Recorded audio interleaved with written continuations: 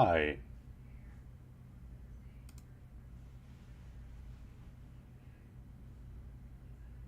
Hmm. Interesting. Sorry, now that there's monetization,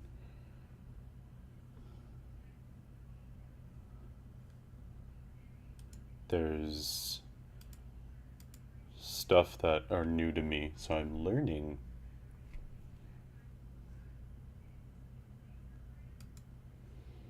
So, I also have to do the usual, haha, come watch my stream kind of thing. Um, cause why not? You know, get people watching, talk about Spider-Man, talk about color and all that. I like color. Do you all like color? Color is really cool. Let's see. For some reason, ever since, um, let's see.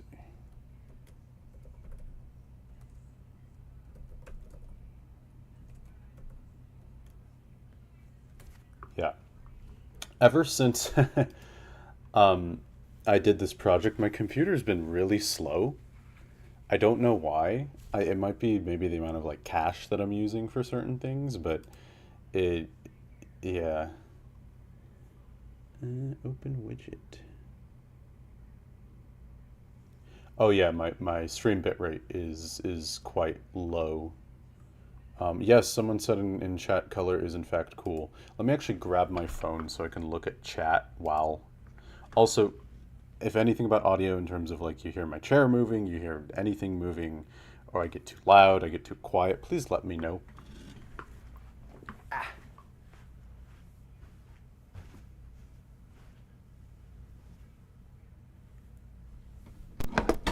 So my phone was right here.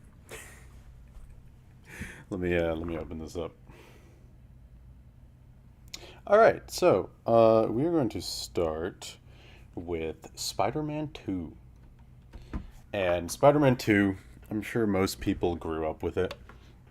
I mean, it's a very influential film, and I can see why. Also, in terms of like aesthetic, it is very much of its time, and I mean that as a compliment to where it's very earthy. It's very gritty. Now, if you watch the video, I talked about how there are different versions of it, different transfers. Oh yeah, someone even said in chat, the mastered in 4K version is the most accurate to the theatrical print. And the reason I say that, and I initially was going to explain this in the video, but you know, time, pacing, all that kind of stuff. Um, oh yeah, this shot. Oh God, this shot. I want to talk about it. Wait, no, go back, go back, go back. Says I, the one who's in charge of in charge of oh, this shot is incredible. But first, yeah.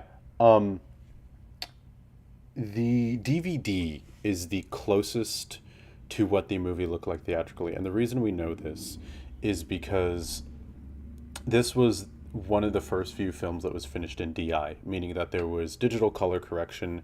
It was shot on film, but it was scanned digitally and modified digitally and all that. So the DVD is most likely most similar to the master that was used. For some reason, the Blu-ray, what we're looking at today, is quite different from that master.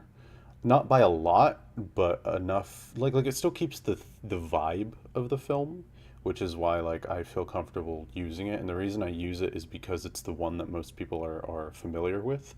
But then there is the mastered in 4K version, which is pretty much identical to the DVD. There's some slight differences because it has a wider color gamut. It's able to project more color, and just like the bitrate gives more variances in the hues, so you get some small differences, but it's pretty much what the master was. The problem is those only ran for like a year or two. They were released in 2013, and then a year later in 2014, Sony released 4K. So the whole mastered in 4K, which was just a Blu-ray that had a 4K source and a higher bitrate, so it is higher quality, suddenly is redundant because now you have actual 4K discs. I don't know why they did it, but now if you want to get a mastered for in 4K anything, they're quite pricey. Um, yeah, I wanted to buy it for this video, but it's like 30 bucks at minimum, and it's like, is that really worth it? And is it like the whole point of these videos is to call upon feelings and the vibes that you got with what you grew up with or what you're familiar with. And this Blu-ray is what most people are familiar with. Still captures the film well, it's just not one to one with what was in theaters. So I would like to start with this shot. Um, the highlights are very pushed, and what I mean by that is I did not set up my mouse very well. Let me move my mouse. What I mean by that is if you look at these highlights, they're clipping. There is an inherent softness to it, and that's because film captures highlights very well. And we'll get more to that when we talk about Far From Home, because that is a very digital movie with like some filmic. I just found a random cable. I don't know what this does. I'm looking for a specific cord. Oh, I just unplugged something.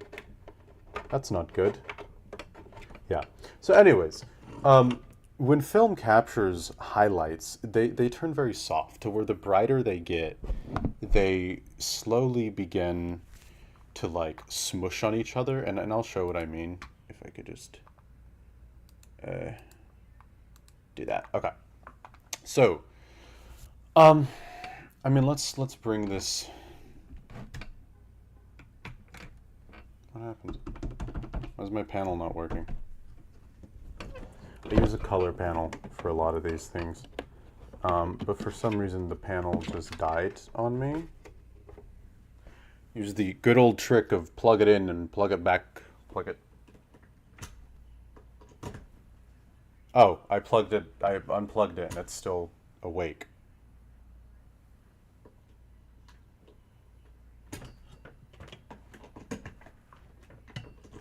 Listen, they call this equipment Black Magic for a reason. That's literally the name of the company. Yeah. Yeah, okay. So, soft highlights. There we go. So, when you are shooting digitally, if you blow out your highlights, they might be something like that, where they get very like crispy. They get very hard. And you get these like very undesirable edges amongst itself. With film, it softens. Like they still get blown out, but they're a lot softer. But what's interesting is this was shot on film, so there's an inherent softness to it. But the way this Blu-ray was mastered, you kind of get some of that digital clippedness, where like it's really pushing. Because like if you're really embracing the roll-off of film, probably would be a bit softer like that. Like, and I'm talking like raw, unfiltered film. Which is what the mastered in 4K looks like. It's a lot softer. The highlights are also less red in the mastered in 4K. They're something more akin to like that. But that's the reason I'm talking about that is because there's a very unique like digital feel to highlights in this movie, but also filmic. It's this weird in between that you get from something shot on film to then be mastered in a very digital sense. So, but what I want to talk about this shot is it's very painterly. And what I mean by painterly is you get that softness in the highlights, and you also get this like depth in the shadows. I talked about roll-offs a lot in the video, and pretty much what that means. So if you look at the scopes here on the bottom right, I'm pretty sure you guys can see my mouse. Let's see. Can you see the mouse for the? Right. Oh, you can see the mouse for the image, but you can't. Sorry, let me remedy that real quick. properties. There you go, capture cursor. Sick. Okay, so if you look at the scopes down here, as you'll see, the darker you get, the more kind of like smushed you get. And you see this in the image to where like the black levels and the shadows are very, very, very thick.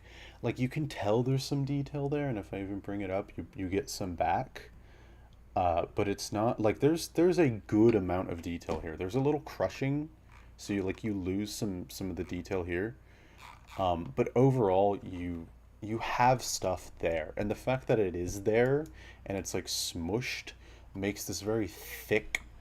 And I'm probably going to use this word a lot with this film. It's very painterly. It's very dense, and that's a big part of this movie is that the colors are very, very dense. They're not very saturated. Like if we actually look at the vector scope, which, well, okay, the highlights are saturated. Let me actually get a better showing because this whole scene is quite saturated because of the highlights. But if we get something that's like here, if you look at the skin when it falls in shadow, it's not super saturated. Like it's orange enough to be um like healthy, but it's not like the highlights where if you look at the highlights it's like this bright poppy purple and blue and all that. And that's something that's very unique about this movie is that the general saturation is very normal, like it's very medium, but your highlights get very they're the ones that carry the saturation. TASM 2 does this as well, and I'll talk about it with TASM. So it gives the sense that your image is more saturated than it like objectively is. Like if you look at this right here, it's not very saturated. I mean, it matches the vibe of the shot, and that's part of the creativity of it. But that's also intentional. They didn't include any strong highlights that will give you this poppy feel. They wanted this deeper mood. But I think this is also a perfect example of the density of this movie. Sorry, I'm trying to grab my nodes, which for some reason fell all the way to the bottom. I'm not showing my nodes because those aren't as interesting. But yeah, if you the red of Spider-Man's suit throughout these movies is very iconic, and I don't like calling things iconic because I feel like that word is overused, but it is. Like everyone remembers, oh, Toby's like bold red suit, and a lot of it is the density of the color. And I'll show you what I mean. Where if I soften this up, right, if I really like try to like brighten it, like you get something that's more poppy and like might be a bit more comic-y if you want to go there.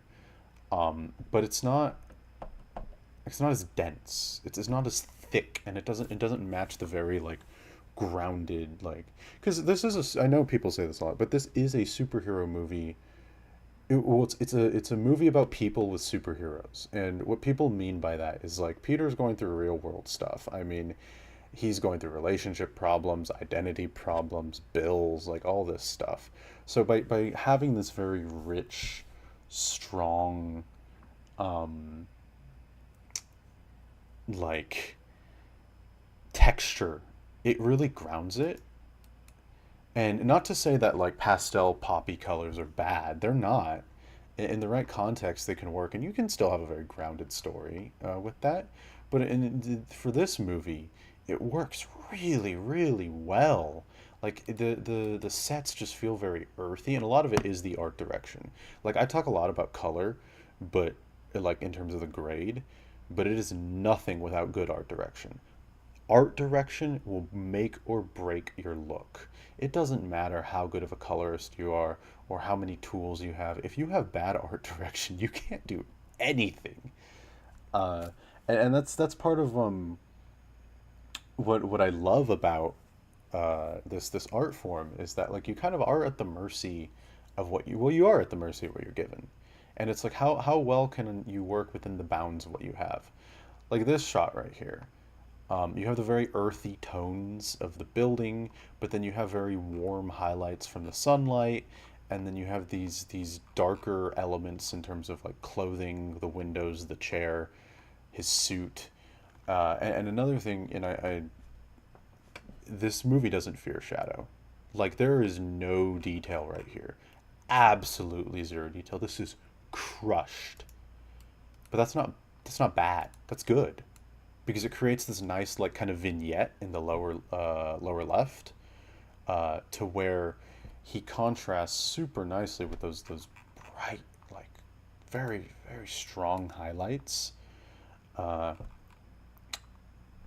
and it just creates a very strong image. It's very punchy. Um, the look is very warm. Like that's just the thing with this movie is in like if we balance this out, like if we take away the warmth, yeah, it looks more natural. Um, but what I feel the warmth really adds to this film uh, is like an intensity, and I don't mean that in the sense of like, oh, it's always at 100, but a lot of people have described it as very like golden hour. Like there's just a sense of constant golden hour throughout this movie. I will say that the original print was not this warm. The mastered in 4K it sometimes doesn't go this, and there's also the pink tint which I talked about in the video. Sorry, I'm drinking some water. But warmth is inherent to the photography. The Raimi wanted a very sunset kind of like feel. And also, it makes people feel lively. When you have warm skin tones, you feel that there's life in them and kind of stuff. And then it makes stuff like when Peter gives up the suit a lot more stark because it's like, oh, now we're going very cold, and now we feel very contrasted in the tone. Sorry, let me check the comments. Someone said immersion is the cornerstone of art. I would say so. Sorry, is the cornerstone of art. Immersion is a key factor that is the cornerstone of art direction. Yes, you want to feel immersed in your world. You want to feel consistent, and I think that's a big strength of these films is that they're very consistent. They're very grounded, but they're fantastical. And Raimi, for the most part, I do hold some criticism against like his use of tone sometimes, but sometimes emphasis on that because overall I would say he very much makes the world believable but also feel fantastical. And kudos to him for embracing the comic book nature of this suit because and people have joked about it before, but if Raimi did not embrace like the bright red and all that, Spider-Man would look a lot different in movies these days. So I'm very thankful that he did that. Someone is also talking about how the color looks different on different devices. Yes, that is unfortunately a headache of just modern day viewing, is that your devices are always going to look different, like no matter what. And most people's devices aren't calibrated, so in reality, most people don't actually watch the films as they actually are meant to look. And that's no one's fault. It's just a headache trying to get a properly calibrated device. So, also here's another example. The blacks are crushed again. Well, actually, barely, but there's a very heavy roll off. And if I bring, actually, let me reset this. If I bring a lot of that detail back, right? So like, what was it at before? Yeah, something like here. It's flatter. You get more detail here, which like, okay, but it's flatter. You have a flatter image. You're not drawing as much attention to Peter, and I think that's kind of a modern trend that I would criticize is wanting as much detail as you can in your shot. It is okay to let your black levels crush. It is okay to let your white levels clip. It's okay to lose those things if you have it with intention, and this movie has it with intention. You don't need to see the detail in this corner. Your focus is Peter. There's some crushing in his suit. That doesn't matter. He's in shadow. That shadow creates contrast with the highlights of his face, and then the background behind him. Like it's all intentional. Even here, like if you look in this corner, you could bring back some of that detail, but you don't need it. Like, okay, what is this shot now? Go back to how it was. Your eyes are drawn to those highlights. It's all about focus. It's all about intention. and like every shot in this film is so intentional with its color. You have that deep, those deep shadows, that nice meaty roll off, those dense colors. Like, this is a beautifully, beautifully shot film. So let me look at my notes because there are things I wanted to cover. Yeah. If you have any questions about the movie, feel free to ask because I scoured all over these things and their looks are burned into my brain. Let's see.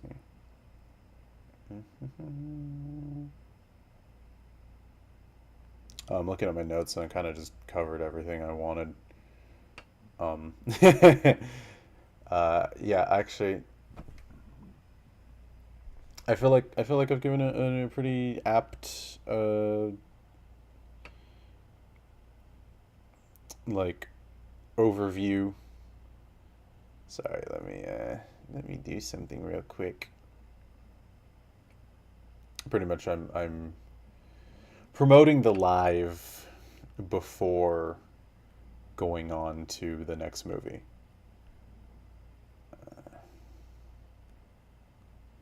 Let's see. Yeah. I love this stuff. Like I love talking about it. I love exploring it. I love like I used to do this more in my free time. Now I do it more for videos, but I love putting a movie into Resolve and just looking at the scopes, just which are in the lower right hand corner here, just messing with the color, trying to see like what kind of look do I get when I do like a certain thing, like, and just playing with the image, even if I make it look like disgusting and all this, like I learn something. I learn how it responds to these corrections, and then it helps me understand its look a lot more. And this is a lot of how I learned is I just studied movies. I'm just like, okay.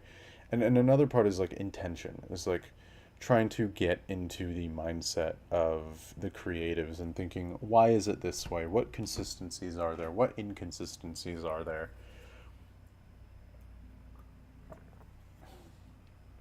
And it just, I think it's a beautiful art form. I think there's a lot of wonderful factors that go into it. And if there was one way I could describe this movie, it's contrasty. It's very contrasty with its lighting. It's very contrasty with its color in terms of like density and luminance. In terms of color, like palette, like the just the hues used.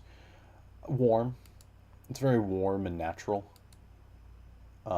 There's not like a specific like split toning like TASM uses or anything. Uh, or sorry, TASM 2, because I haven't looked at TASM 1 yet, but I don't think TASM 1 uses split toning. 2 does. Oh, okay, here's actually something interesting. Here's an example of split toning, actually. It's funny I say that. These shadows are very green. They're super green. Like let's take the green out. And part of this is also just the art direction. It's the lighting as well. Here.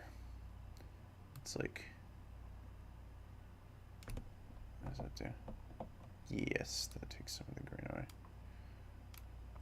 Now I'm sure some people would look at the original shot and be like, "Ew, green. That looks gross." But that's the point. Like, this is supposed to be very icky and scary and just unnerving. And if you take out the green and you make it more natural, it just doesn't hit as much. It doesn't. You don't really get that like something's wrong here.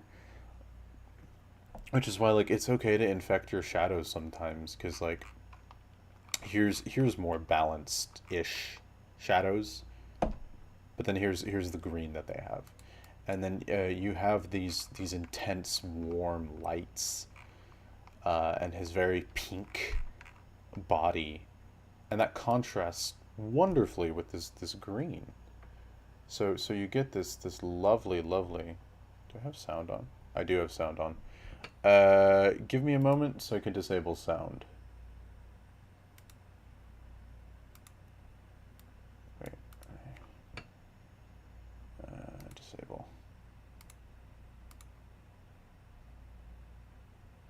There you go. Okay. Let's go back. Also, God, this movie's gorgeous just in terms of how it's shot. Like very, very expansive, very, uh, like wide framing. I don't know how else to explain it. Once again, very heavy green right here. If you take it out, it's just doesn't hit as hard, you know? It's not as icky. So, yeah. So that's Spider-Man 2. Uh, that's pretty much an overview of it. If anyone has any questions at all, I'll wait about a minute. So, let's see. In the meantime, I'll just be playing around with stuff.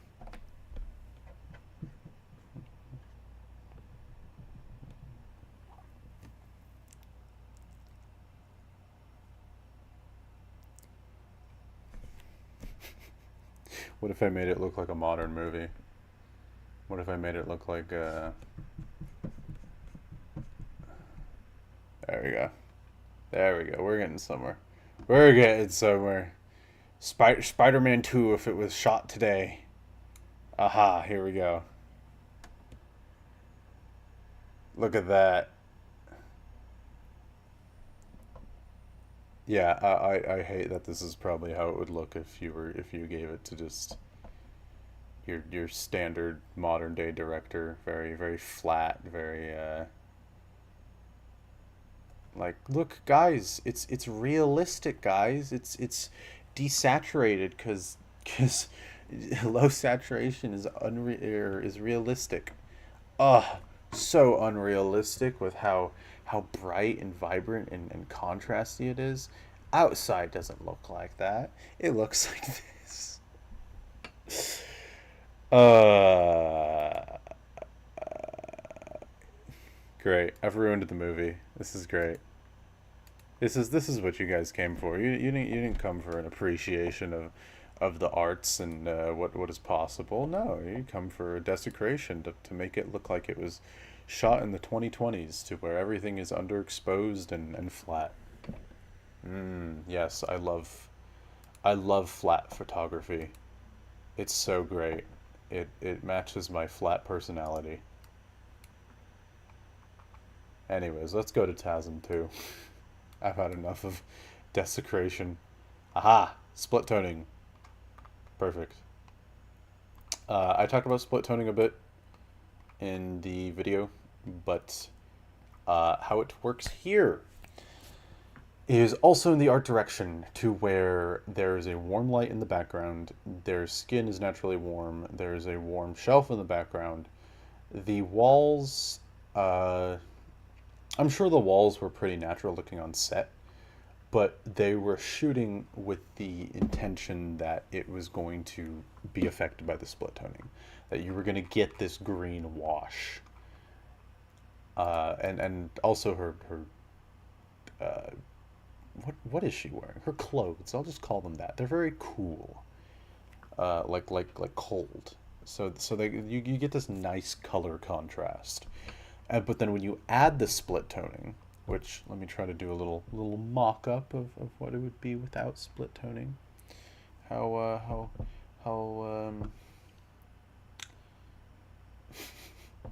Sorry, I'm tempted to do a. You know what? I'll do another shot in today's kind of.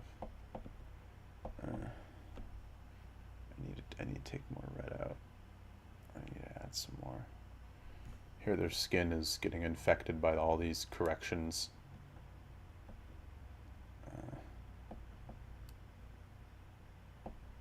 All right, that's all. That's a bit better. So this is a mock-up of what it would probably look like if it was neutral. I mean, it looks more real, kind of, but it doesn't have that contrast, that pop that the actual movie does. Because having these contrasting icky green shadows with these warm highlights and skin tones creates a very it creates more depth in your image. And also the eye adjusts. Like when you're watching it, you're not thinking, well, I am because my brain is messed up by this. It's not messed up, it's just different. You're thinking, oh, you're not thinking, oh, these shadows are so green. I wish they were balanced. Unless you're watching Twilight, you're thinking, oh, this is just as it is because the brain adjusts to whatever color you're looking at. If we get to Electro, you have very blue shadows. Your highlights, see, they look blue. They look normal, but they're not. They're actually warm. If you look at the scopes, they're warm. And if we make them normal, so this is them like normal and balanced, the movie. Normal and balanced, the movie. And it's a very, very subtle thing. It's very, very tiny, but it adds just the littlest of color contrast by making those highlights warm. It also adds some intensity. It adds some like feeling of like. I know I'm talking about a little itty bitty baby light here, but if you think about it on a grander scale with like a, let's find a shot that's very highlight heavy. Oh, something like this. Actually, I need to balance that more. Because this one, and that's the thing about like split toning and all these things, is it varies from shot to shot. It's not a one thing fits all. It depends on the lighting. It depends on how the or the film stock, because this was shot on film, so it is adopting very filmic characteristics. It all depends on how these characteristics interact with different lighting conditions, different set design, all that kind of stuff. But this is if it was balanced. So if you look at the highlights, they're white. This is how the movie is. They're very warm.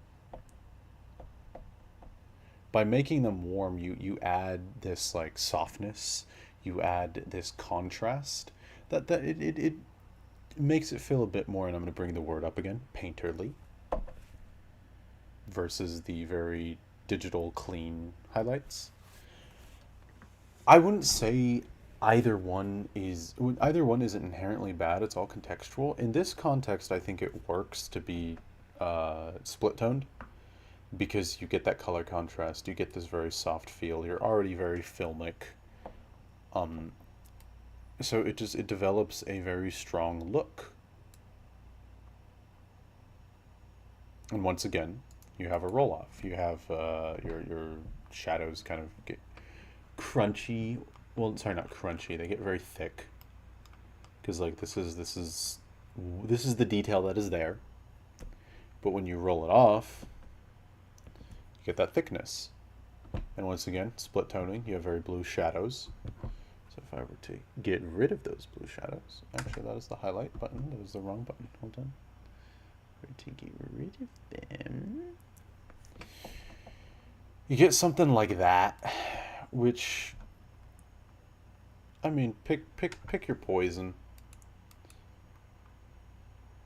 but like, it's, you get a very different shot. If you balance it, you get a very different shot. Also, it was meant to have the roll off. It was meant to have that thickness. So by getting rid of the roll off and balancing it, you completely change the feeling of the shot. You can change all this. Also, what's funny is I'm going through a lot of these scenes and I'm like, I don't remember them. There's just something about this movie that just, it's a very unique movie. And I say that with all the love in my heart. It's not very good, but I love it. There's just something about it. Oh, look, it's a Whole Foods. I wonder if there is a sponsorship. Let's see. So something I did want to focus on is TASM 2's lighting is very environmental. And what I mean by that is it is motivated to where there's heavy intention and a lot of stylization with the lighting, but it's also environmental to where you can buy that uh, the locations they're in is what's creating the look, and that they're just not on some set because you have the context of the green Whole Foods sign, not sponsored. And then you have these very green streets, the green ground. And realistically, this sign is not going to shoot all the way down. Like, it's not that bright to where, like, oh man, the Whole Foods green is everywhere. But the fact that it's there is enough for your brain to be like, oh, there's some consistency. Like, there's similarity. You know, okay, green sign with light and green floor. Okay, okay. They're in an environment where there's very warm lights behind them. They're not super strong to where it's going to be illuminating them that much, but they're there. And it's enough for your brain to be like, oh, it makes sense that, there's some warm light on them. And that's the beauty of cinematography. That's the beauty of all these like visual aspects. Um, is it's all a trick. It's all a magic trick. They're all lying to you. This is all a lie. Color's a lie. I can I can send them to Mexico for all I want. They're in Mexico now. Look at that. Look Mexico. Mexican Spider-Man. It's all a lie. But it's a beautiful lie and it's a fun one because you're sweeping up the audience and transporting them into this world through all these different tricks. One of my favorite quotes is from the DP of The Lord of the Rings, where he's setting up all these different lights and all that, and is very stylized. And someone asked him, well, where are these lights coming from? Like within the shot, like if you're watching it in the movie. He's like, well, the light's not actually that strong. He's like, the light's coming from the same place the music is. Because yeah, it's all a trick. Some people are better at the trick than others. Like, for example, if they were standing here, let me try to make a mock-up of what I'm talking about. So they're standing here, right? They are clearly closer to a warm light source. They are very far from the Whole Foods, not sponsored. Now, if for whatever reason, suddenly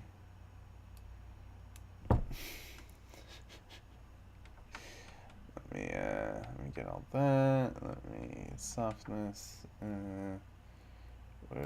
How much am I grabbing? Oh, that is not what I wanted. I wanted it to be inverted. Here we go. Now, if for some reason they turned green for whatever reason, here, and let's say they were just green like this, right? And the DP was like, "Well, the Whole Foods light is there." Be like, well, okay, like, yeah, that's a creative decision, but it doesn't even make sense within its own universe because in reality, they're closer to these warm lights. So even though I'm saying this is all a trick, this is all a lie, kind of, to sweep up the audience, there are limits. And what's beautiful about this film is it understands its limits. It understands that they are just close enough for the warm light to feign itself onto them and for the audience to believe that, and they're just far enough for the green Whole Foods to not touch them and make them Whole Foods aficionados. So yeah, that is pretty much my ramble on the environmental lighting and just how, I mean, look, even here, like, he's shrouded in shadow, he's near the warm sunlight, like all this, like, it's just, this is a beautiful film. This is a very, very well shot film. Spider-Man has a fish.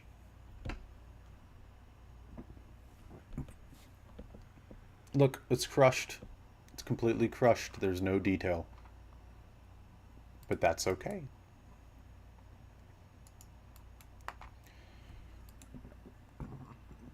Excuse me. Once again, we get to a situation where very, very stylized environmental lighting. She's near some yellow lights. So then when you see her illuminated by this yellow light, you buy it, you know. there's some warmth nearby. Like they're surrounded by some red happenings, I guess I'll say. So when her skin tones end up pretty red, you buy it. You know, it's all so meticulously planned. And then once again, you have some split toning. Because if you did not have split toning, you would have something that looks like...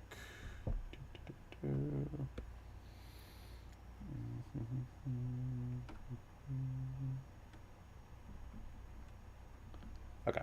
This is probably what it would look like if there was no split toning. So before, after.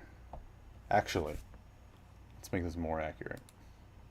Let's look at the luminance. I see. Okay.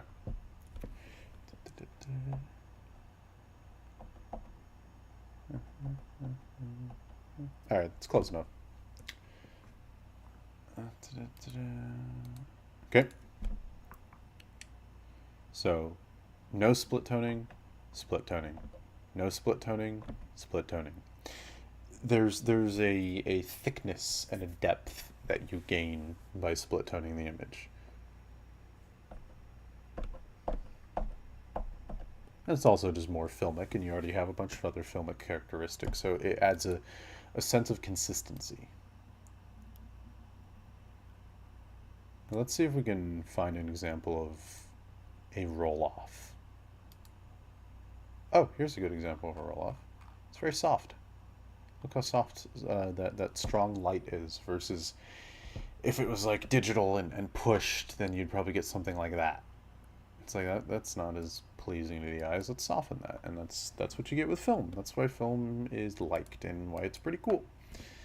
I don't think either film or digital is better. They're just different tools. So.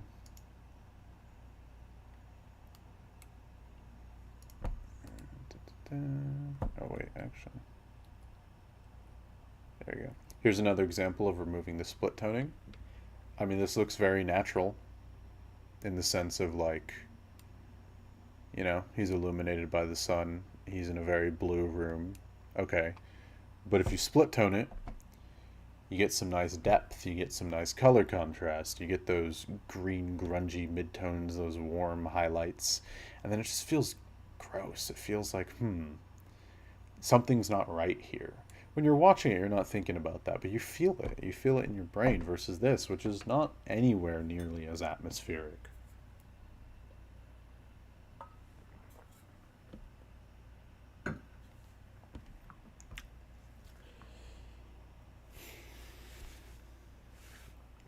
I'm just gonna jump through. Yep, here we go. More green, all that stuff.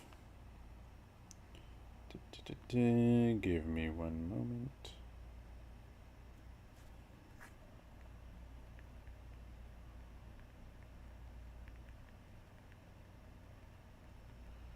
Talking about Spooderman, the Spooder.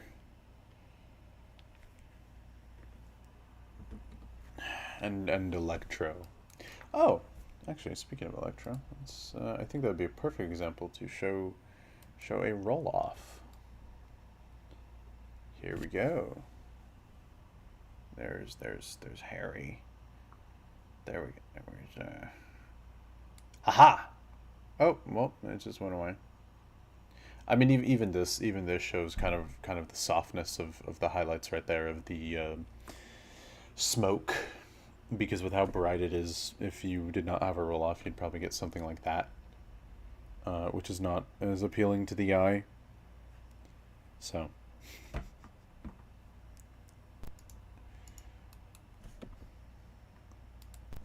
Or let's find... that suit is so beautiful.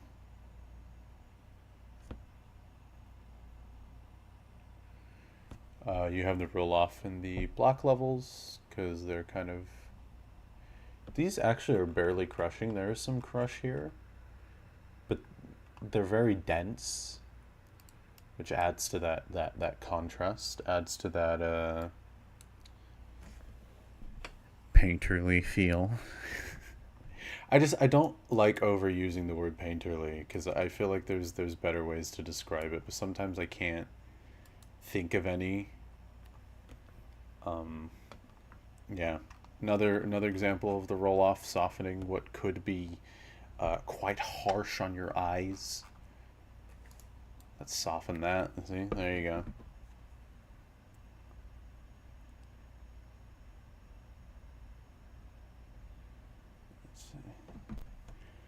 Someone mentioned that there is a small difference between the TASM 2 trailer and the movie, whereas TASM 1's trailers were very different from the movie, and I mean that just kind of happens.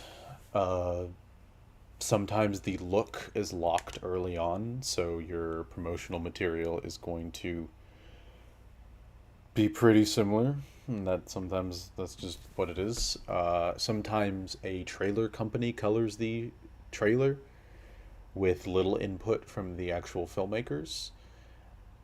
It's a variety of reasons. During the 2010s, there was a very interesting trend of very dark and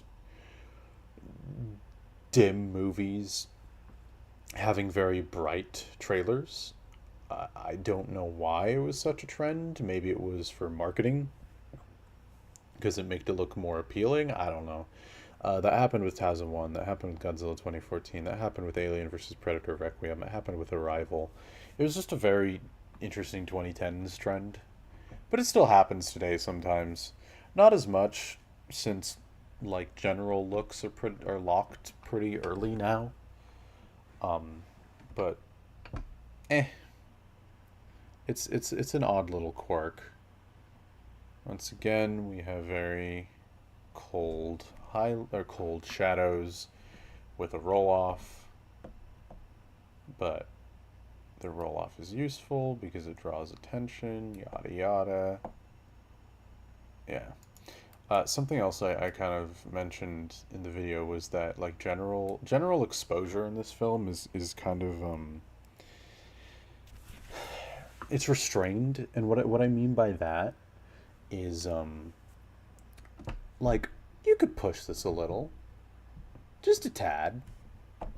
See, just a little. You could do a little push. See, just a tiny push, and you don't really like clip much. You could just a tiny little push. Here's a little push. So the question is, why didn't they do that push? And I mean, I don't know for sure, but what I do know is that by not having that little push, you do get a more of a thicker image. I mean, straight up, if I pull it down even more, you kind of get a thicker image.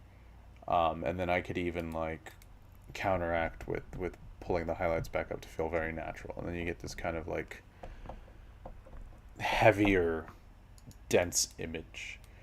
And it makes a difference because yeah, if you push it up a tad, you get a little more brightness, but it doesn't feel as I don't want to use the word thick again. It doesn't feel as meaty, you know. And it's such a tiny thing, but it really does have an effect on how you feel about seeing all this. I mean, like that light could go just a tad more. You could push a little more, but then you lose the atmosphere. And then having just a little bit of restrained levels does add somewhat of an atmosphere. Not a lot, but it's little, and it's this like even if I pull it down here, you get a little atmosphere. And I could pull the highlights back up to try to make it feel more level. See, it's those tiny little things that kind of just add to this general feel of the movie. By not pushing it a bit more, you go from what just looks like a guy kind of waking up after a hangover in what could be the hangover to something more dreary, more his life's on the line and he's desperate. It's very small, but it contributes. It all contributes. So, yeah, once again, you'd have a little push. Just a little. Just a tiny push. But you don't get that atmosphere. So, yeah. Um, Looking at my notes, I wrote to explain the saturation thing.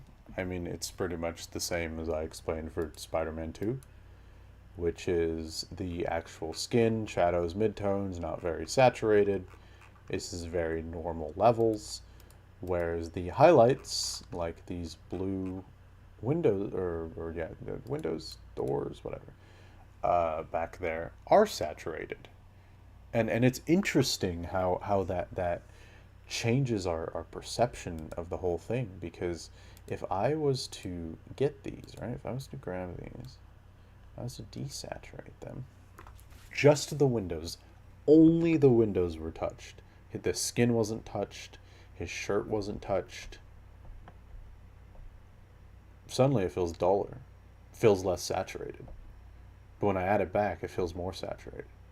In reality, only one little thing was changed, but it changes the feel of the whole image. It's so interesting. Like, it's because of our brains. Our brains are so contextual, and will make all these weird judgment calls based on these small little variables. Let me find something that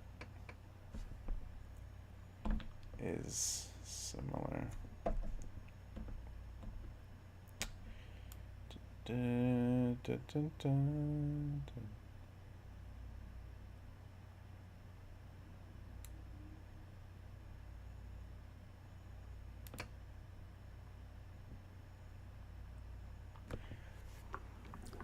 Another thing is his suit is consistently saturated. And actually, perfect example is the second intro to the movie, not the first one, the second one, because the first one is his parents on a plane that no one cares about and no one talks about it. Uh, Man, even I can't skip the parents. Go away, please. No one wants you. I mean, Peter did, but you know he lost them anyways. So, uh, there's a specific shot that I'm looking for. I think we all know what shot. This shot. Okay. So the city is not very saturated.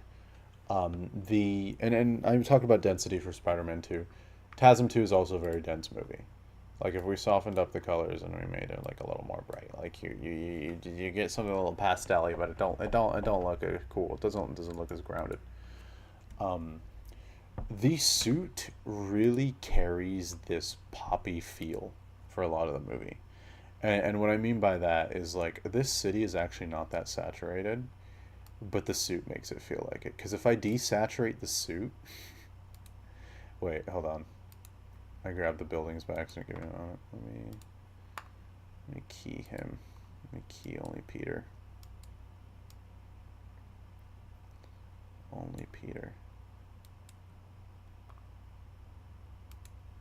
Let's see.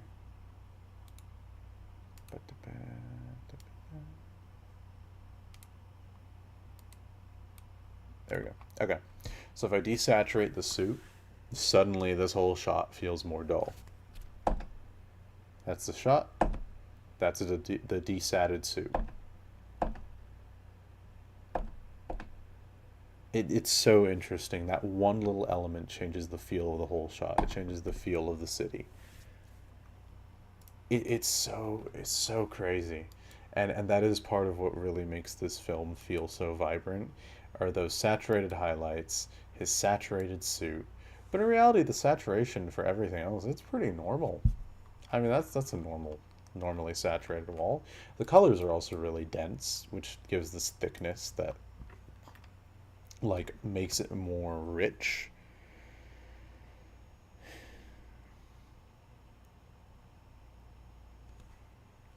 Like it's all interesting. So I'm gonna move on to Far From Home, and I will say for like a minute if anyone has any questions at all. questions about the funny spider movie with the funny electric guy, with the funny goblin, the funny parent plot, because we all cared about Peter's parents. We all wanted to know what these spies were doing with their lives, and all these interesting questions of legacy, and Peter being meant to be Spider-Man because it only works with his blood, because that makes sense and that is great for the character. Oh my god. But the swinging is cool, I guess. It is cool. The swinging is really sick. Still the best Spider-Man swinging today.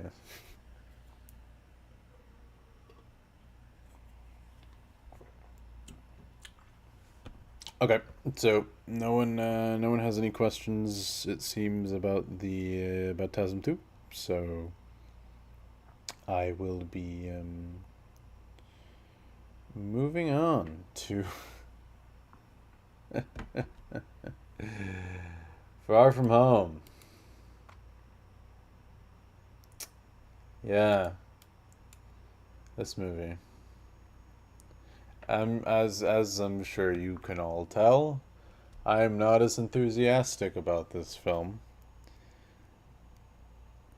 Uh, I don't. I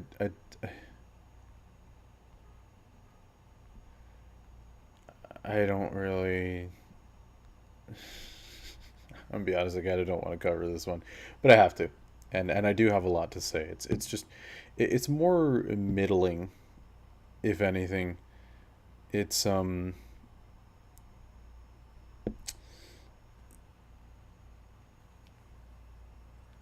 is a very okay looking movie. I will give it that. It's fine.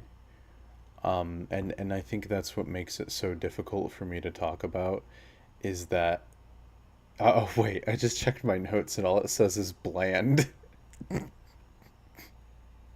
There's really, like, with the others I can gush and I can say, okay, maybe this creative decision didn't work at this.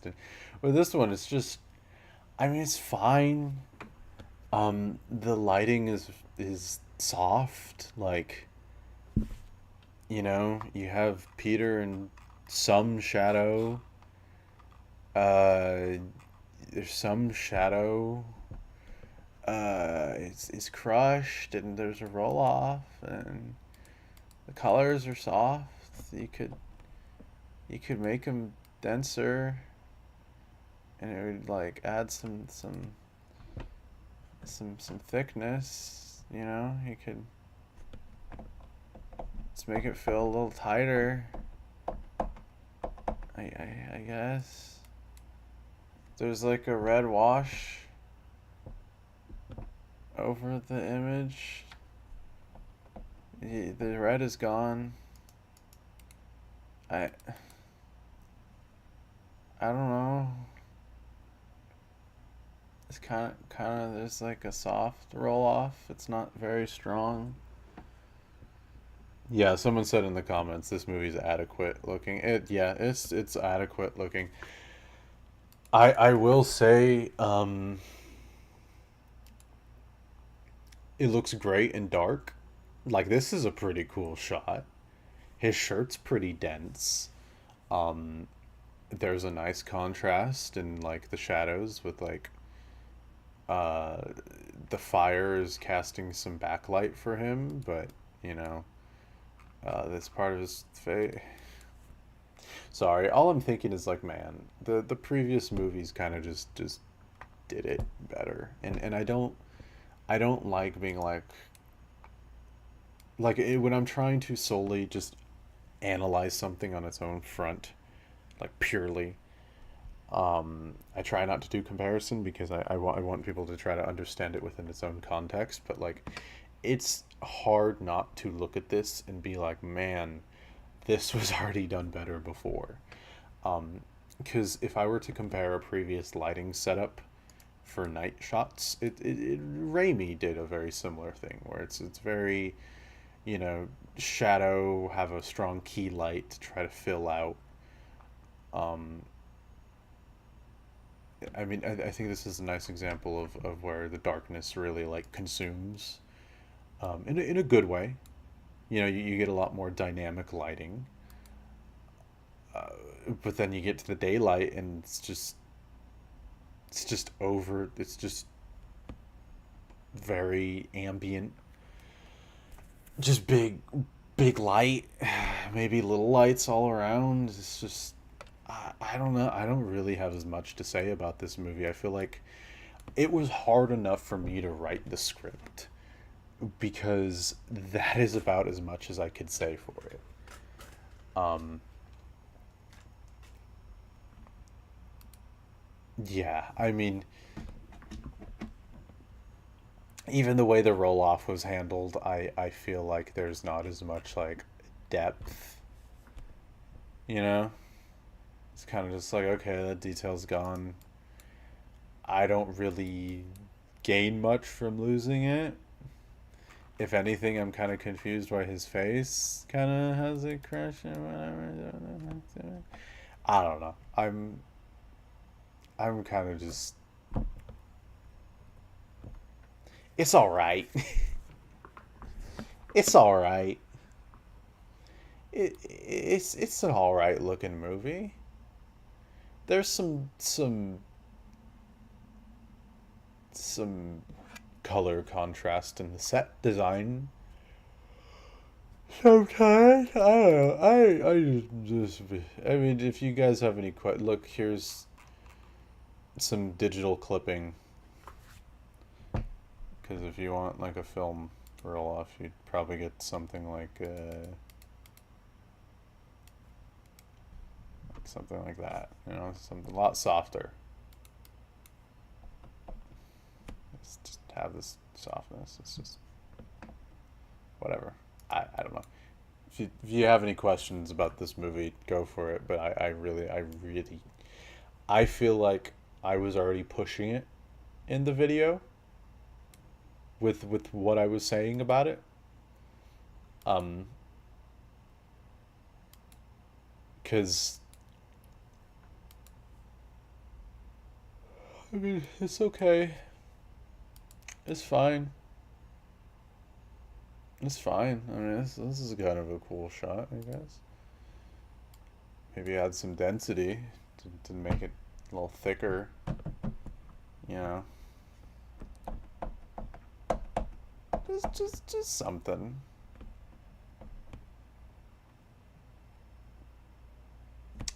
Let's see. Huh. I don't know. I don't know. There's really not much for me.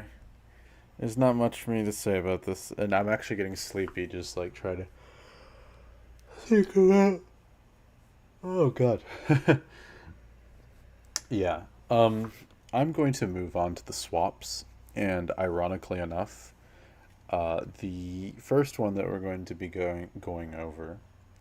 Let me put up my cover while I change everything. It is my cover bear. Not my bear. He's my bear. He is my cover bear.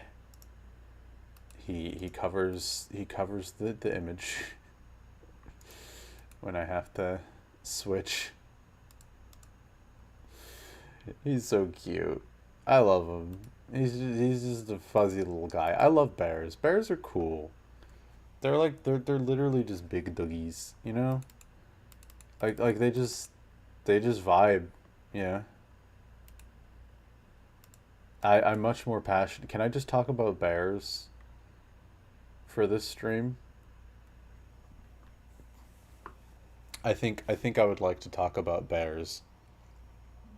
Unfortunately, I can't, and I have to talk about making Spider-Man 2 look like Far From Home, which I would much rather talk about the other ones, but let's start with this one.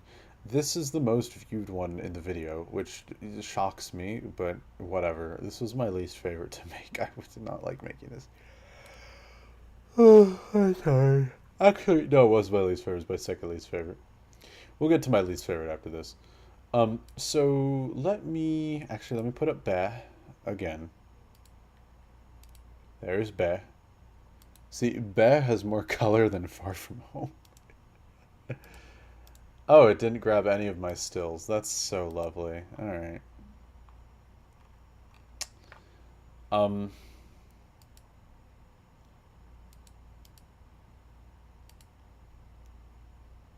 yeah, what if I was cheap for this one and didn't show any references, instead just told you? Because what I will tell you is Far From Home has very soft colors. It just the shadows are sometimes colored. Um, there's a very light blue wash across the image, especially in daytime. His suit is just a red that's not like super saturated, it's just alright. So that was very important to me. What does this do? Oh, that's just some blueing of the midtones. I mean, yeah, this is the base footage that I used because I use a down converted HDR, so it's very flat. Because it's not what the movie looks like. And then I just did that, and I added some of that. Oh yeah, I also made his suit black.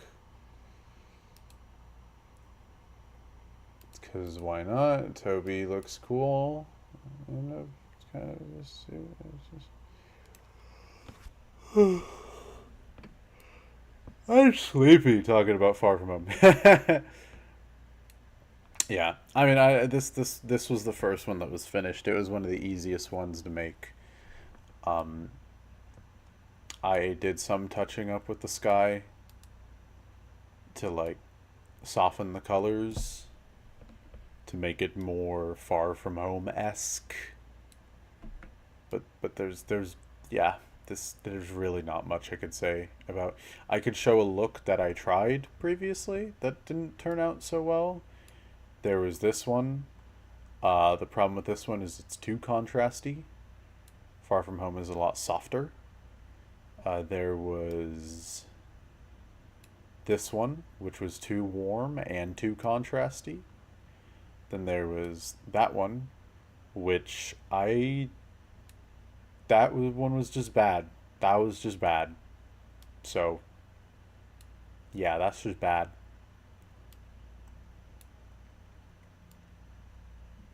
So I ended with that one as the final one that I went with. Okay, on to the next one.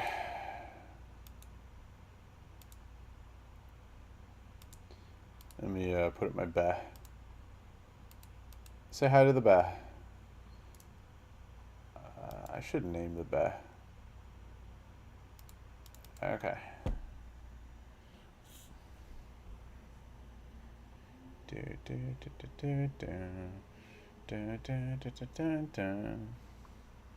I will say the Far From Home theme is kind of stuck in my head.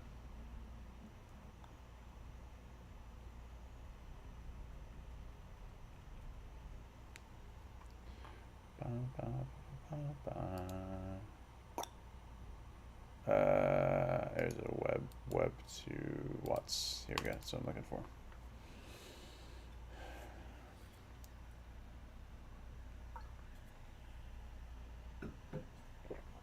Okay.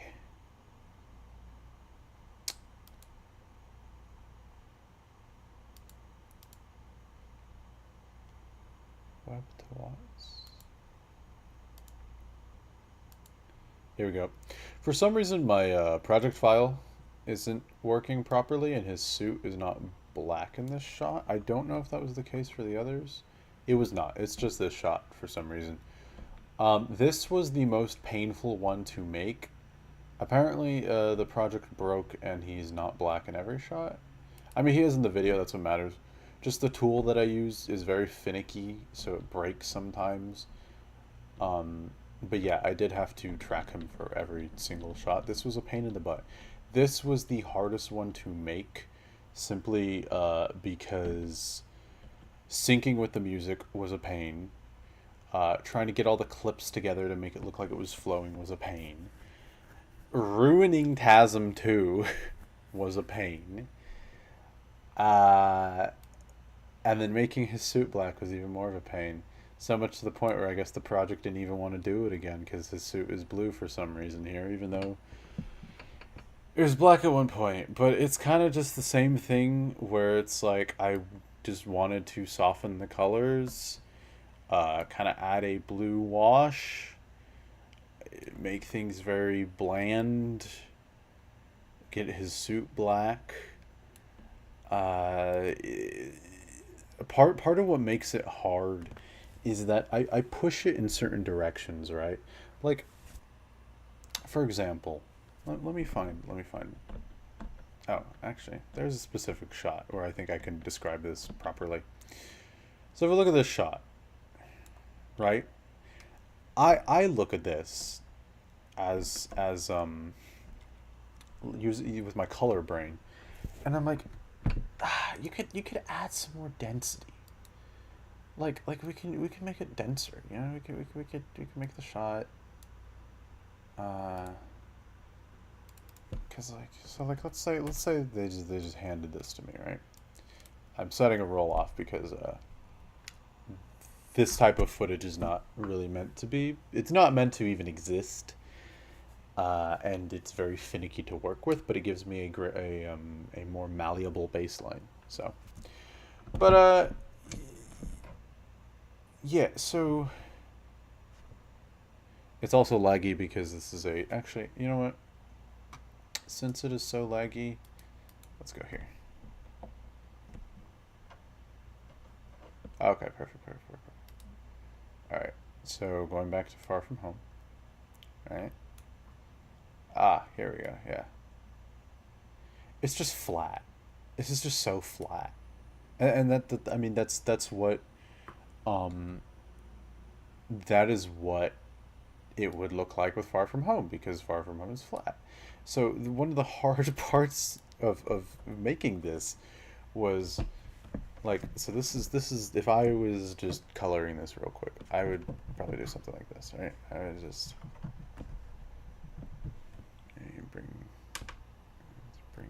bring bring a little back. It's just a quick little correction. Just maybe something like that. You know, maybe get some sat in. You know, I want it to be thick. I want it to have very because the photography is very contrasty. Something like that. And that's what I wanted to push it in, but I had to push it this way because um that's what Far From Home needs. That's what it entails. Like even this, I'm just like, ugh, it's so just it's kind of overexposed and flat, and I want it something like this because that matches the photography. At the same time, I will admit, um, that is a byproduct of the fact that this shot right here takes place like kind of midday, well, early after noon. Let's say noon. This shot takes place very noon. I mean, if you look at the lighting, it's very yeah. It's very that way. Whereas this shot takes place at sunrise. So it is very different lighting, and I had to match it. So I'm also trying to push it in a place that I really didn't want to go. This shot I'm a bit more happy with, but that's kind of because there's just more things that can add that contrast, add that depth. Um, but once again, this whole segment was a pain because making his suit black is terribly. And the hardest part was this because I did have to go frame by frame for a lot of things to make his suit black. I think he looks cool.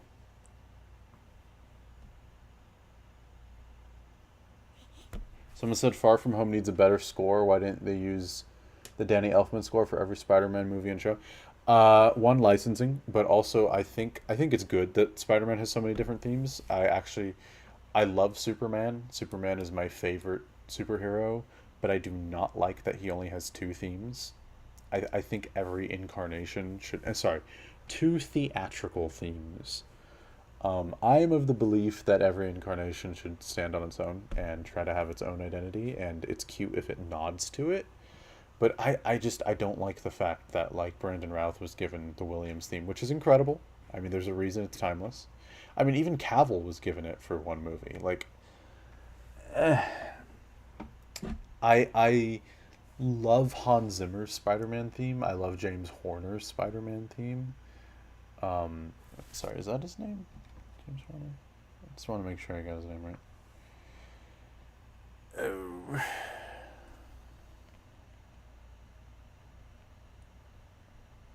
It is James Horner. Just make sure. Okay, yeah. I love that the thing with Far From Home though, I don't understand this. Michael Giacchino is a super talented composer. I would say he's one of the best working composers today. His Batman theme is incredible. He did great work with Jurassic World. I don't know what it is with Spider-Man, but for some reason, his Spider-Man theme is just, it's not bad, but it's just fine. It's just like, okay, well, it's just the theme. It's a superhero theme, whatever. It's just weird. I just don't understand it. Yeah, like another thing is like, I don't like how almost gray his suit is, but that's kind of how it is in Far From Home, except when it falls in shadow.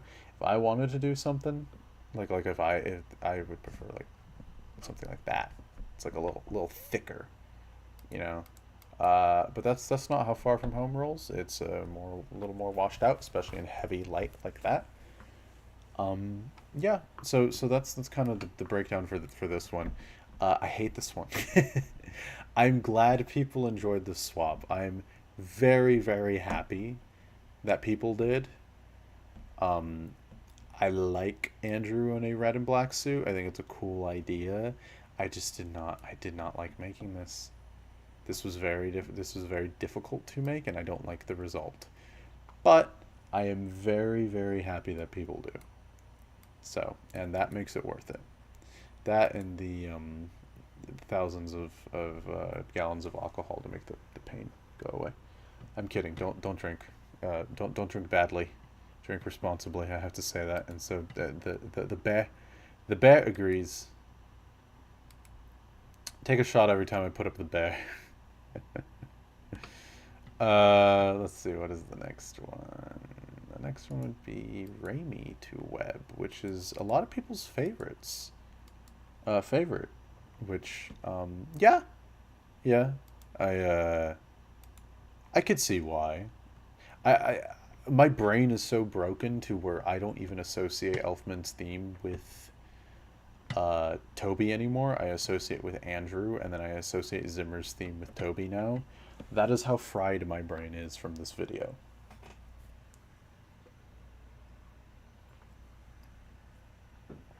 I will say that out of any of the swaps that work the best, I think it's this one. Simply because it is already, I mean, it's shot on film, so it's already filmic. It already has those filmic characteristics. So when you add the split toning, like these shadows are very very. Hold on, my computer just went out. I think it's getting a little hot. Oh man, this thing is getting hot. Yeah, yeah. I'm putting it to work. Put this thing to work. I'm gonna turn on the fans and scoot back, so that you guys don't have to hear them. Because I think it needs to. I think it needs to cool down. You're about to hear some ruffling. I can't even scoot back. Hold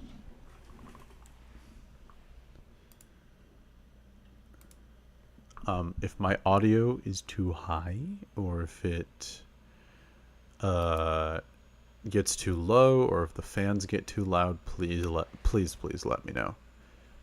Just because I'm trying to get my computer to not Sudoku itself.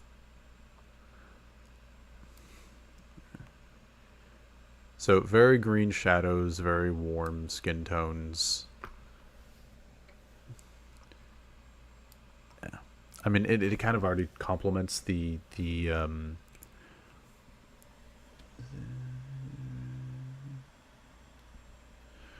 it already complements the photography because it's already filmic. It's already kind of based on a type of split toning. Can't show kissing on this channel. That's too. It's not family friendly. Can't premarital kissing and oh god, premarital eye contact. Don't even get me started on that. Terrible. But yeah, it's already a very warm art direction. It's already kind of grungy. His apartment's supposed to be grungy, so in this case I think the split toning really works out. It's already a very dense image, so this one turned out pretty great. Part of what I did, and this is one of my regrets about the Superman video, is Resolve has a built-in film look creator. It's not perfect, but it's pretty good.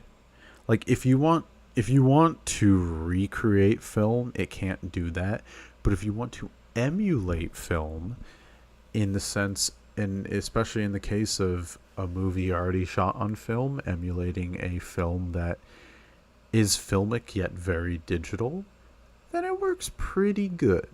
It works out quite spectacularly because what it allows you to do is some auto split toning where it automatically just like kind of makes everything green and kind of gets all that. It adds a nice richness and density to the image that lift gamma gain, the basic corrections, can't do. With the Superman video, I did it all through lift gamma gain when I was trying to make Gunn's Superman look like Man of Steel. I should not have done that. I should have used the film look converter because I would have gotten that proper density. It creates a automatic roll off. So like, let me show something.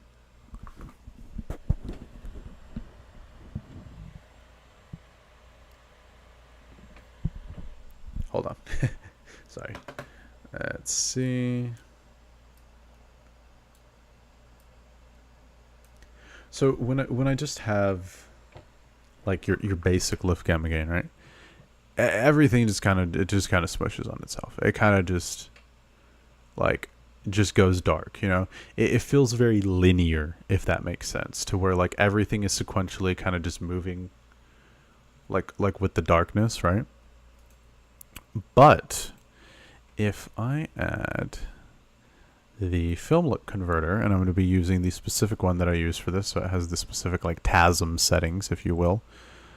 That's actually now that smushing is a bit more graceful. It comes off thicker, in a sense, and then like you get this nice smoothness to everything, to where before, oh wait, redo won't go all the way. Here, let me just try basic correction.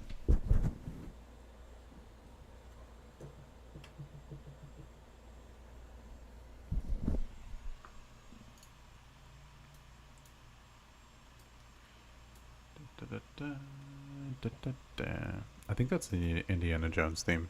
I'm not 100% sure. Let's see. Oops.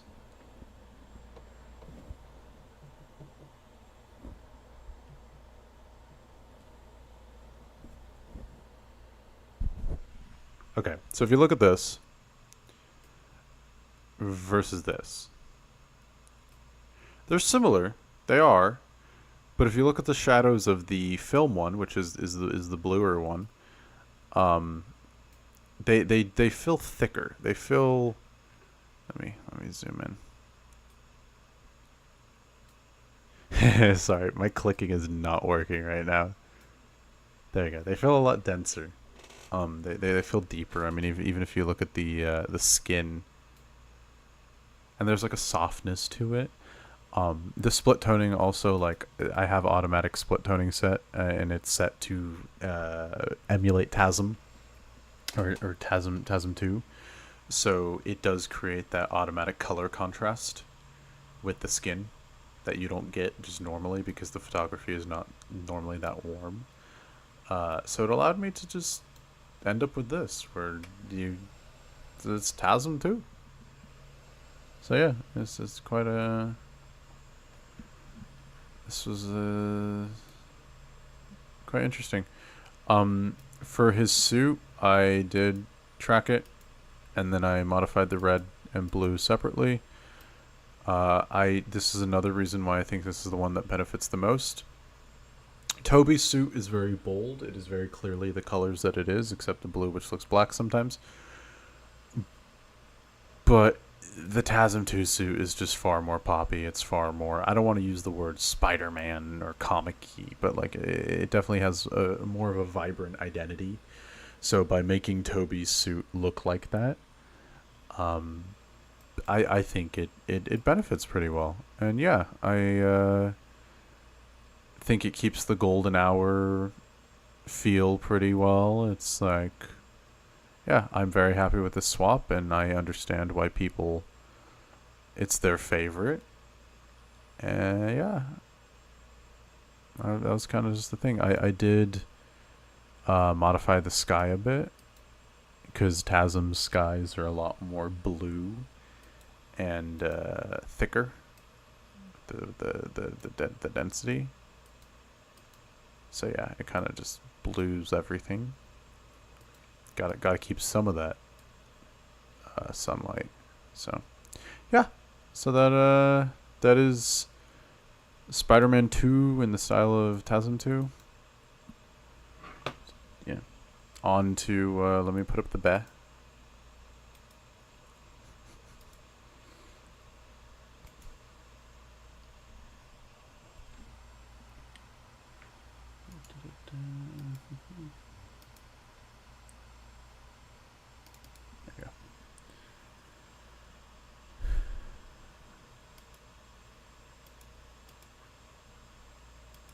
Here we go. I do not think that this one lended itself as well to also, you will see gray bars on the side. That is because this is the IMAX footage, so it is a different aspect ratio. I would not change. I'm not gonna change it because all the rest are 239. I'm not gonna change it just for this one. But kind of the similar thing with Spider-Man 2 using the film look converter. This one needed a bit more of a push due to how digital it is and due to the fact that the colors are a lot softer. With Spider-Man 2, the colors are naturally dense, so I really didn't have to push too much. But with Far From Home, the colors are quite soft, so I had to...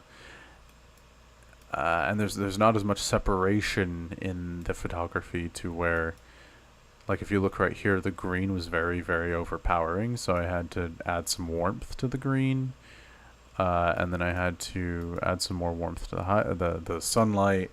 Like, there's just these little tricks that I really had to employ in order to really not make it feel so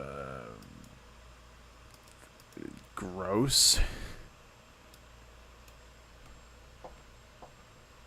See, it's subtle. If you look at the buildings, go to the buildings here. They're originally that green. I just took some of it out, just a bit. So, yeah. I mean, I really don't have much else to say. I once again, I did modify the suit to be more TASM-like. But yeah, this is kind of just same principle. We're trying to really get that split toning down, try to get those dense colors and you know, restrained exposure and all that. It's just, yeah, it's kind of just same old, you know. As the Raimi one, it was just more difficult because it's more shots, and I was pushing the photography more into places that it was not designed to go, and that is probably the most difficult thing about these style swaps. Is a lot of these movies are not meant to. I think out of every single style swap, the one that works the best, and I mean out of all that I've done, is Spider-Man 2 in the style of TASM 2, because they have very similar philosophies, in terms of how they were shot. So they go pretty well together. And I don't think I'm going to get one as good for a while. But we'll see. The next one is Wicked versus Wizard of Oz, and I'm curious how that one's going to end up, because I gotta start working on that one. But yeah, so that's that for this one. Once again, if you guys have any questions about any of them, feel free to ask. If you want to know where this bah comes from, it was a desktop screensaver. I don't know where else. But yeah, let's try to get the next one would be, let's see, Far From Home in the style of Spider-Man 2.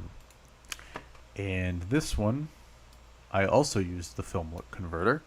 I did not go as strong, since Spider-Man 2's Blu-ray does not embrace as many filmic qualities. So like the roll-offs aren't as strong. The there's it's not afraid to crush, like all these different things. So like yeah, I just strong contrast, very warm, all that kind of stuff, you know. Yeah, once again, not really much to say on this one. This one was also difficult because once pushing digital photography into something more filmic. It was shorter though, which I very much liked. The short ones are cool because they don't take as long. I enjoy doing this for the most part. They just take a lot of time and a lot of thought and planning and trial and error. I mean, this isn't really normal color grading. Normal color grading is pretty much like embrace the photography and try to make it the best you can and solve different problems along the way. Whereas what I'm doing is pushing footage into places it's not meant to go. So yeah, as you can see, trying to really embrace those dark shadows, almost crushing. I haven't checked the final video to see if it does crush.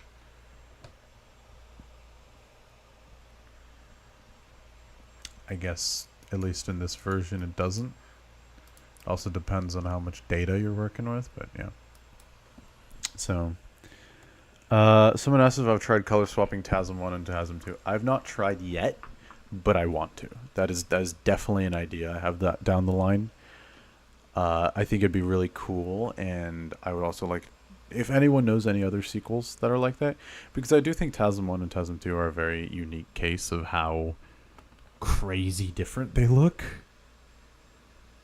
Like I off of the top of my head, I can't think of any two sequels that are as heavily different, if that makes sense.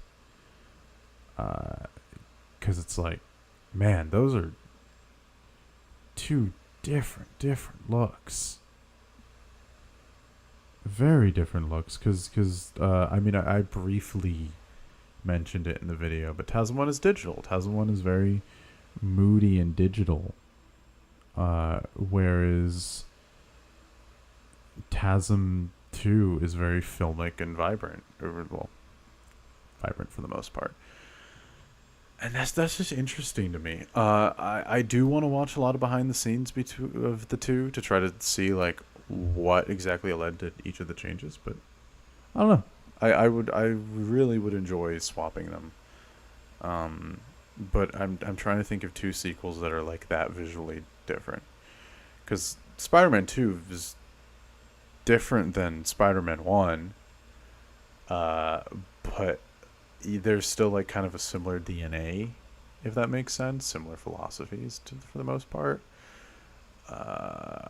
I'm thinking maybe Venom Let There Be Carnage, but that's still like digital to digital. Someone brought up Clash of the Titans and Wrath of the Titans. Yeah. I guess I should clarify same director, same producers. Because to my knowledge, I think those had different directors. Because actually, it's funny I'm talking about this in terms of sequels being so different. And my first style swap was straight up 2014 and King of the Monsters. Those are entirely different looking films. So, I guess I should clarify this whole rant with same director. That had such a heavy difference. I mean, BVS is different than Man of Steel. I guess that's something, but not to the extent that TASM 1 and 2 were that different. Because even let's say 2014 and King of the Monsters had different, or had the same director. Let's say in some universe they did, and they still looked that way. They still have like digital behavior and philosophies behind them, whereas TASM 1 and 2 is like, I don't want to say peak digital film, but it's like a very digital film, and then TASM 2 is a very filmic film. It's just so interesting, such an interesting like swap. But yes, sorry for the long-winded rant about funny color. I do plan to swap those two because it's an interesting case study. I will also say this is not confirmed. Things might change. I might swap Venom 1 and Venom Let There Be Carnage because that is another example of sequels looking different. But we shall see. We shall see how things turn out. We shall see. We'll see how this Wicked one goes. Cause, God, yeah. So here we have Andrew Garfield, Mark Webb's TASM 2 in the style of Sam Raimi. This is my favorite one. A lot of people liked this one, which I'm so happy about because I enjoyed making this one. I looked forward to making this one. I like the end result. As you can see, his skin is keyed because you will see a little blue dot on his face. The reason behind that is because there is a lot of separation between skin tone and warm background in Spider-Man 2. So this is what it looked like with just the basic correction. So I keyed his skin to add like some separation and make him more natural looking. And then also I darkened the walls a bit just to get that extra density. And then that's, once again, film look converter to try to get those filmic characteristics from Spider-Man 2. This is TASM 1. This is TASM 1. And this is TASM 1. I found shots from Spider-Man 2 that I tried to match with and then tried to just match the philosophies. I think these look some of the worst because, as I mentioned before, TASM 1 is a very digital film. It is underexposed, and I was pushing it to places it was not supposed to go. In fact, I pushed it so heavily that this is what it looks like without different keys. Because I had to bring down the highlights in the back. I had to soften them because they're very digital, and they're in a lot of darkness. So I really had to bring them up because, like, this is just with the basic film look converter. This is the like raw non-movie footage that I worked with, but yeah, they're in quite a bit of darkness. So when I push them up, it really pushes the background. So I had to manually bring it down. Yeah, but just want to get that very warm vibe from like the Raimi films. Actually, that's actually a window, because once again, they're in so much darkness that I had to pull them up and then bring that back down. So, little trick there. I didn't even try to pull them up here, because if you do, it's just the way it's shot. There's nothing wrong with it, because it was just meant to be about this way. But like, I just don't. It's not very pleasant what happens to her skin. Right there, it just looks ugh. So I kept it there. That's like the one shot in this whole video where I'm like, I'm gonna make my own creative decision just for the sake of like, Someone asked if I will be doing the Dark Knight and the Batman. Yes, I will. Next March. I don't know if it's going to be the Dark Knight though. I think it might be. I think I will hold a vote later this year, between Batman '89 and the Dark Knight. I definitely want to do the Batman because I love how that movie looks. I think it's one of the most beautiful films ever made. I think it has a very unique textured look, so I definitely want to swap something with it because I want to learn about it and I want to try to emulate it. Uh, and if it's The Dark Knight or '89, that will depend on the viewers because I've actually had equal people asking me. Um, let's see. Uh, yeah, so I'm actually looking forward to that, but that will be next year because I have some other stuff planned. These take a long time to make. More kind of Raimi style. Try to get that Raimi softness. I mean, that's actually another thing that I probably should have mentioned is all of these interiors have softness applied to them because this is without the softness, by the way. Ready? Wait, why did I not do anything? Oh, yeah. Here we go. Okay. So this is without the softness, and this is with it. This is what is seen in the video. This is without it. And I did that because like Raimi's photography is just very soft. It's very gentle. It feels very creamy. Also, this is a tiny little thing, but this is just a small little thing. I changed the color of the windows back there.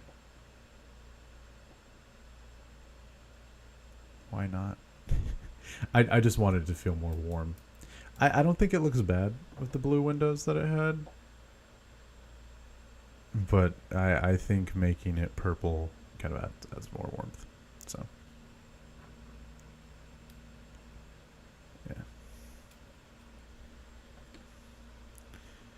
yeah. So an actual editing thing. I wanted to end the montage with this shot because I felt it would be very poetic to where his last scene memory of her is like the scene where they kind of like really first connected because like he's asking her out. Like this is like essentially the start of their romantic relationship. And I thought it would be beautiful if that was like the last thing he thought of, kind of like a full circle in a sense. What I did not plan, and it just ended up that way, is that her positioning is where he is in the next shot. And that is so heartbreaking. And the first time I watched it, I was like, oh, that's so sad. God. Yeah. I wanted, this is kind of was a tribute to their relationship. Like the characters, by the way. I don't want to be parasocial and be like, oh, they're real peoples. No, the characters. This was a tribute to the characters' relationship because I would say they have the best on-screen chemistry of any of the couples in these Spider-Man movies. So yeah, I just want to make something sweet. That I mean, I know it's pretty much based on, like, I'm just being derivative of the actual movie, but I wanted to add TASM 1 clips, and I wanted the last clip to be that. So, yeah. Let's see. There's the mask. Made it the Raimi hue. Yeah. And then, of course, swap here. Something specific that I did.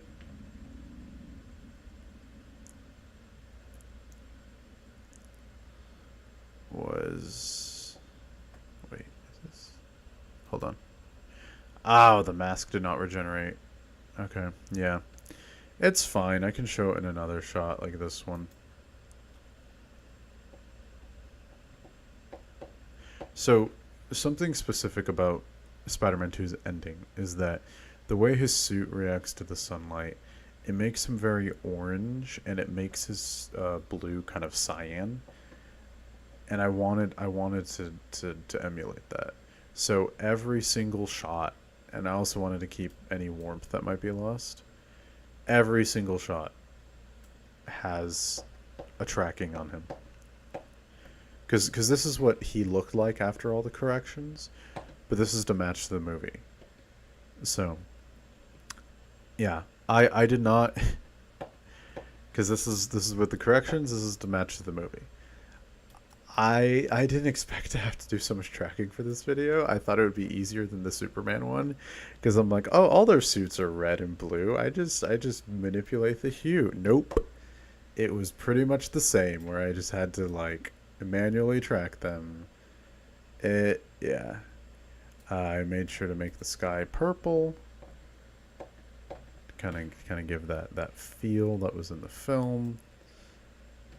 There's his suit again. It just, yeah. Once again, changing the hue of the suit. Changing the sky. Yeah. So, just different details that I tried to employ to really like bring this to life. Really be like, ah, yes, this is a Sam Raimi-ification, if that makes sense. There's also a keyframe. Don't know where it ends though. Does it end here? Yeah, it does. It does. Because I noticed that the warmth here did not match here, so I warmed this up and then keyframed it to. Oh wait, no, sorry. I warmed the ending up because the warmth at the start was not ending what should have been here. So, yeah. Yeah. I mean, that's pretty much all I have to say about these swaps. Unless anyone has any questions. But what I will do before I end, let's see. I'm about to put a bah again.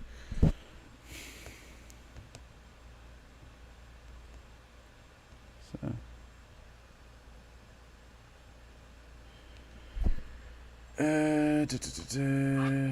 Let's see. Where's the back? Because the last thing before we go is what I promised, which is oh my god, what happened? I think I misclicked something. I might have killed everything. Well, I mean, we'll see. There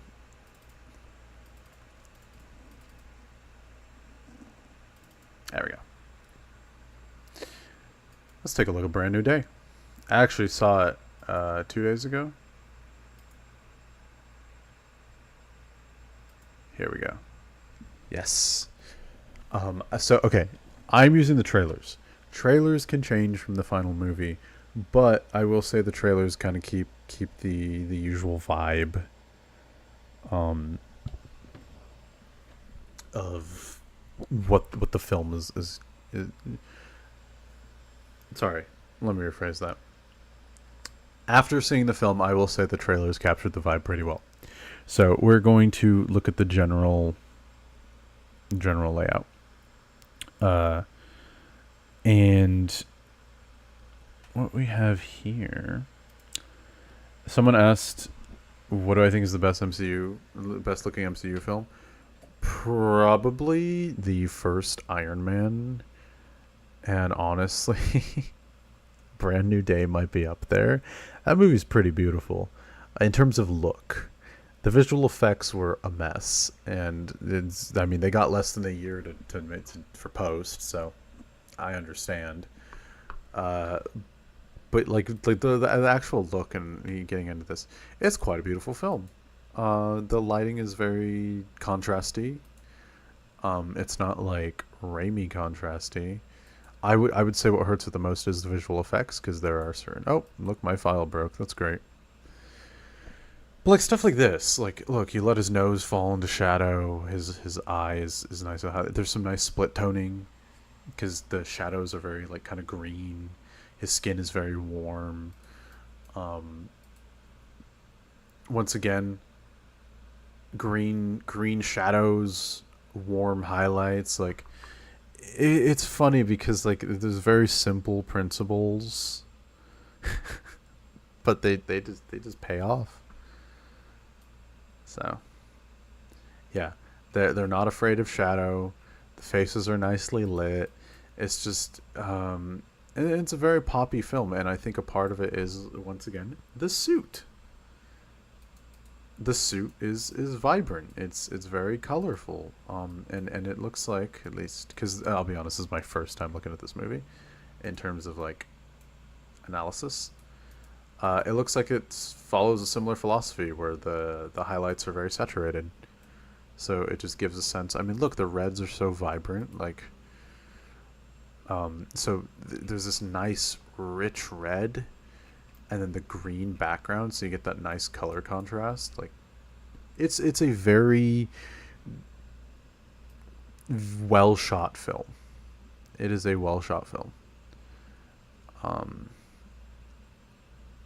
yeah, even here, warm skin tone, grungy background. You get that color contrast. Like, man, why did it take the MCU so long? I mean, I've seen some stuff from Thunderbolts, and it looks like they do some of that. But yeah, it's a cool looking film.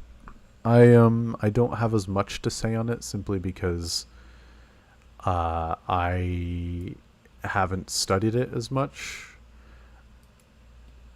I want to do stuff with it. I think it'd be fun to do. I mean, people have been like begging me to make it TASM 2 style, and I think that'd be pretty cool. I need to wait for an HDR source, unfortunately, for that. But in the meantime, I could definitely make things look like it.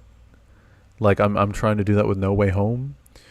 Um, look at that. It's a nice roll off. Look at that. It's a nice roll off. I mean, that's another thing, is like, once again, not afraid to fall into shadow. Very, very contrasty. Very, like, yeah. So it's a cool looking film. It's quite cool. I don't think it's very good. It's fun, but it's not good. So yeah, yeah. Man, it took us 12 years to have a visually striking Spider-Man film again. That's so great. That's so awesome. I love it. All right, yeah. I'll be ending it with that. Thank you everyone for watching. Thank you for sitting through rambling about 4 different Spider-Man films and then 6 different swaps. So cool. Hope you enjoyed all that jazz. Go see the swap if you haven't. Yeah. So, but wish you farewell, but adieu, all that stuff.